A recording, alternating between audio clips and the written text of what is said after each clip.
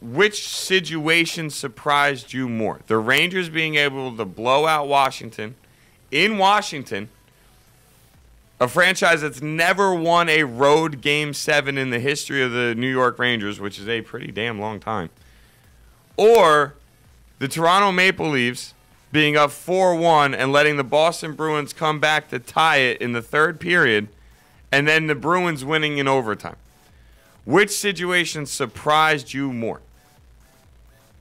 Well, I mean, anybody who wasn't surprised by Boston's 3-goal comeback with 10 minutes to go in the third period, I mean, that's really the most impressive thing out of all of last night. Oh, I agree, impressive, but I want to know what surprised you more. See, you can't really ask that question because before the game, it's different than after the game. After the game, the most surprising thing is Boston's comeback.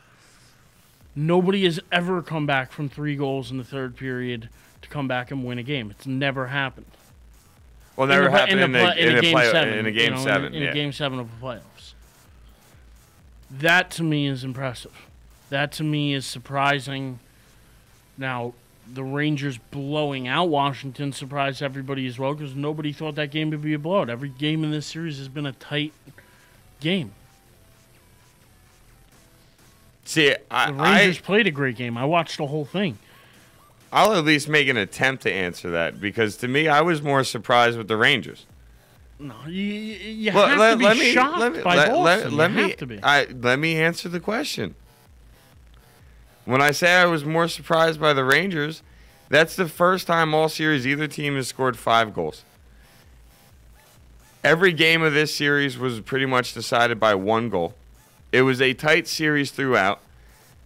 And nothing in my mind from what I watched in the first 6 games made me sit here and look at Game 7 and say, well, I think the Rangers are going to go in Washington and just blow out the Capitals. No, wouldn't have said that, wouldn't have thought it, I figured it was a tight game going down to the wire. And on top of that, I actually thought the Capitals were going to win. On the other hand of the spectrum, I looked at the Bruins Maple Leafs game. It was a 1-1 game in the first period. I felt the Bruins were better than Toronto and were going to win. And yes, when they were down 4-1, I was shocked, and I thought that Toronto was going to surprise everybody and come back from being down 3-1 and win the series. But the bottom line is how it's ridiculously hard to come back from 3-1, and I get that they were up 4-1, but they still had to make a comeback in a playoff series from down 3-1, and I didn't see that happening. Now, I'm not sitting here trying to say that when I saw the score 4-1 in the third period, I thought the Bruins were going to come back and win. No, I didn't think that. But going into the game, I expected the Bruins to win. I thought the Bruins were the better team.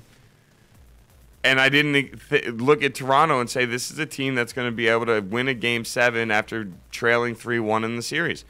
That's three straight wins in a row in a playoff series. That is not easy to do.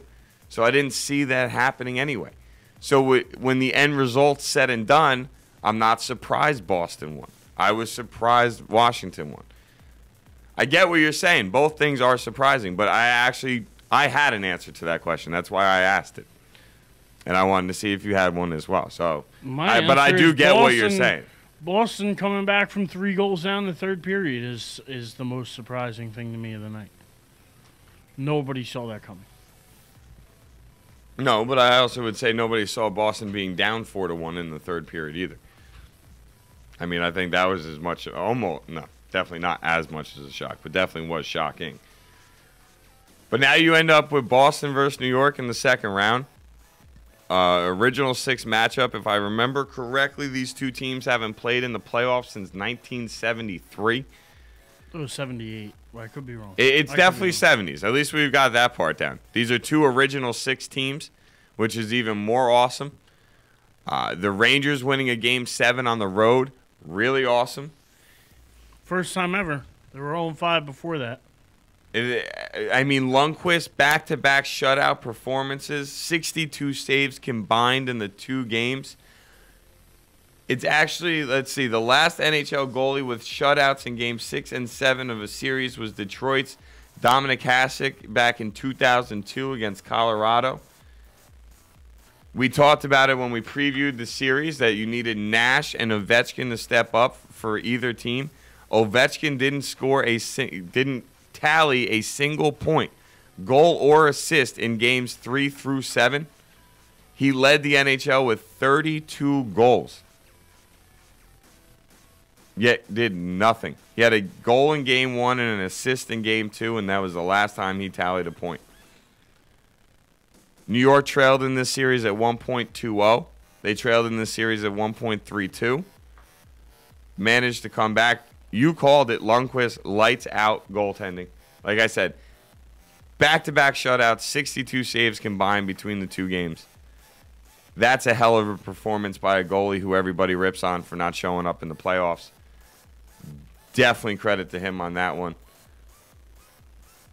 And then, as we mentioned before, Erich, the Bruins are the first team in NHL history to win a Game 7 after trailing by 3 goals in the third period. I mean,